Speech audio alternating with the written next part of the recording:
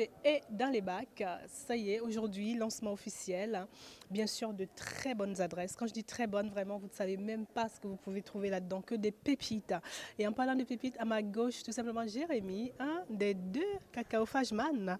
Cacaophage, parce que quand vous entendez le début de la phrase, vous comprenez qu'on est autour du chocolat, n'est-ce pas? Autour du chocolat. Et bienvenue déjà sur Nougat TV et nous sommes hyper ravis de vous avoir. Bien, merci bien. Comment ça va? On est là, ça fait 1 an et demi à peu près que vous êtes ouvert sur Toulouse. Vous êtes là dans ce magnifique guide, on va en parler tout à l'heure. Comment ça va? Ça va plutôt bien. Je vous Ouais. remercie de m'avoir invité. Avec plaisir. Et c'est un plaisir de faire un partenariat avec le Petit Futé. Oui. Nous qui sommes une petite entreprise artisanale, ça ne peut que nous aider, nous mettre en valeur comme plein d'autres adresses gourmandes dans ce Petit Futé. Et adresse vraiment à découvrir parce que nous on a eu le plaisir de visiter votre espace et vitrine showroom avec ce petit musée dédié au chocolat et ainsi que les ateliers de fabrication. Petit, j'ai envie de dire c'est quand même beaucoup de travail. Ça m'a l'air d'être immense quand même ce que vous faites, hein. Beaucoup de travail en quelque sorte, Oui. mais pour nous c'était très important que tout soit vitré. Parce qu'aujourd'hui, il faut le montrer que c'est fait maison. C'est primordial pour un artisan. Donc d'où la base, les galeries du cacaophage. On va retrouver le chocolat sous toutes ses formes, en boisson, en sculpture, en ganache et plein d'autres produits variés. Et avec bien sûr l'élément central, le laboratoire ouvert, où la question ne se pose plus du coup si c'est fait maison ou pas. Est-ce qu'il y a la possibilité au public de visiter l'atelier? Visiter, pas forcément. On fait des stages. D'accord. Donc là, ils ont la possibilité de rentrer dans l'atelier. Mais visiter, non, pas encore. Des journées portes ouvertes, des démonstrations sont prévues pour la rentrée 2019, septembre. Mais j'en dis pas plus. Mais sinon, voilà. Comment est née cette aventure? J'ai commencé dans l'hôtellerie-restauration pendant 5 ans, ou école hôtelière, etc. Et je suis tombé au beau jour dans un stage d'une chocolaterie. Et ma première passion, c'est l'art en général, la sculpture, il faut savoir. Et j'aimais beaucoup travailler le dessert à l'assiette parce qu'on peut aller loin dans le décor, dans le jeu des textures. Mais alors le chocolat, le dessert il passe aux oubliettes, le chocolat on peut le magnifier sous toutes ses formes.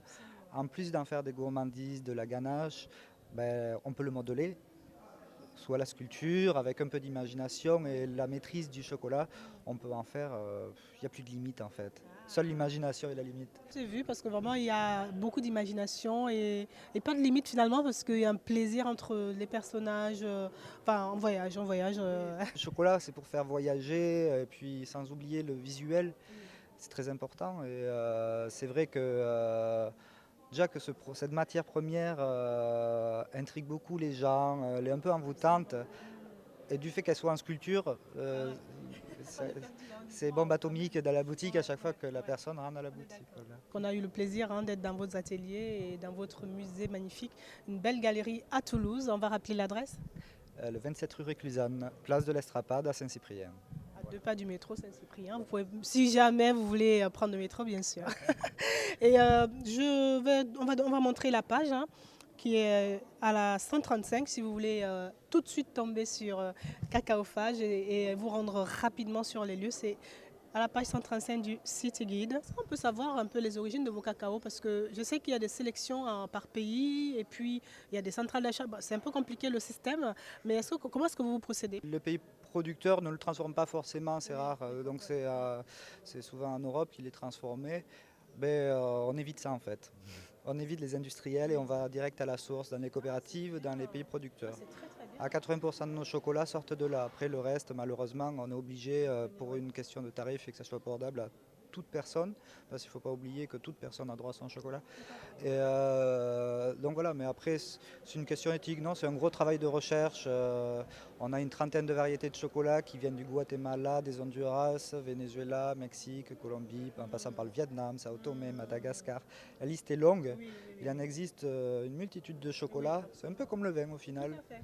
Voilà, bah, j'en dis pas trop, je vous laisse découvrir à la boutique. Et j'imagine que vous êtes sur les réseaux sociaux, donc n'hésitez pas à suivre les galeries Cacaophage ici à Toulouse, quelque chose de super à découvrir. Merci infiniment, c'était un plaisir de vous avoir. À ce soir pour le cocktail, pour ceux qui peuvent être là, parce qu'ils auront le plaisir de découvrir en direct déjà avant de se rendre à la boutique. Restez là, Nougat qui savo.